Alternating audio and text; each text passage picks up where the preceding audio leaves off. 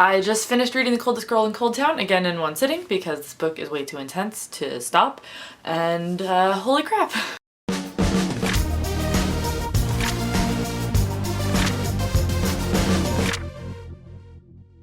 Okay, so the ending was awesome, but we'll get to that in a second. I'm gonna go back to where we started with this segment, which was finding out finally more about the spider and all of that stuff involved there. So a thorn of the spider is someone who goes and does hunting for the spider, which makes sense. Thought it was pretty interesting that Gavriel, on the technicality of being a decent person, ends up sort of being enslaved by the spider for a really long time and having to do his bidding. Oh my gosh, that chapter 32, I believe, it was just a short chapter, sort of talking in graphic detail about how the spider tormented and tortured Gavriel when he was imprisoned there, about taking his guts out and like stringing them up along the wall, and then as soon as he healed, doing it again. Sorry to bring that up again, but man, yowza, that was really graphic and insane, and I can't imagine. I know Tana mentioned that he was sort of crazy a little bit, he had that like look about him, but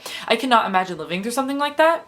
Obviously life as a vampire is very different, and your sensory perceptions of things are different and all of that, but you're still a human, and I can't imagine as a human, even a enhanced vampiric human, having to live through something like that and then like functioning normally in society afterward, knowing that like that was something that happened to you. Ugh, the images are just like burned into my brain. So two things. One, I knew that Pearl was gonna go to the Coldtown. She was young and impressionable, and their dad was not probably very helpful in the situation, and she was gonna see Tana being all awesome in Coldtown, and she was gonna go, and I knew it.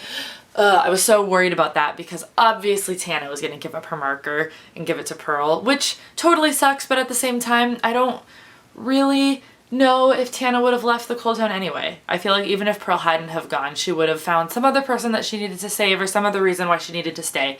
Because if Tana really wanted to leave the Coldtown, she would have done it at the numerous possibilities she had before that happened, and she just kept sort of getting drawn in to these people and this new life and this new path that she was on. I did think it was actually kind of adorable. I mean, it was very stupid that Pearl went, but she was a young kid.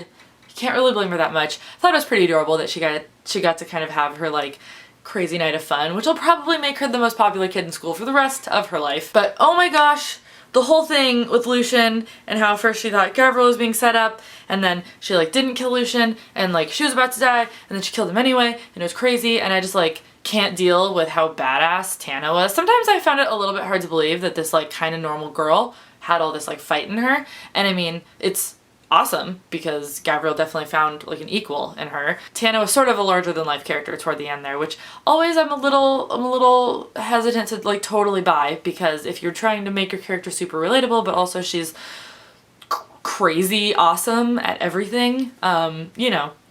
But I mean, I liked her a lot personality wise, so I was like pretty okay with it because the story was just so fun. I loved that end scene where Tana ultimately decided to lock herself away and try to sweat out the disease, but I loved even more when Gavriel showed up and insisted that he stay. I didn't even think about, you know, someone reading you things out loud to try to make it easier for you to get through it. That's just like the cutest thing I've ever heard. This is like a really effed up love story.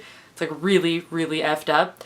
But that was actually one of the most romantic scenes I've ever read in a book, where he just says he's gonna wait with her all 88 days and brought like all sorts of different reading material and doesn't care that he's gonna see her at these like crazy aspects of her life, because whatever he sees, he's definitely been through worse. It was a very sweet ending.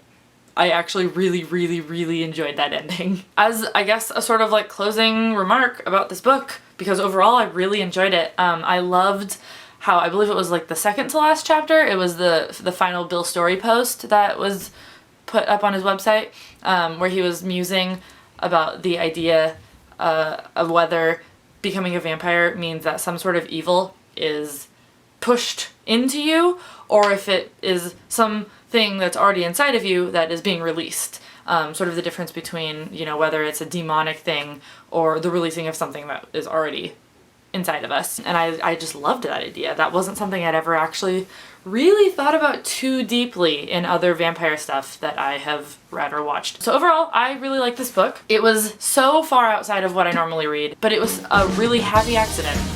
So next week I'll be back with a comment video answering or responding to things that you guys have left in previous videos or this video, your thoughts, questions, musings about the book. So be sure to leave comments if you've got them, and I will announce our next book next week. Thank you guys for watching. I hope you enjoyed reading The Coldest Girl in Coldtown by Holly Black with me, and see you later.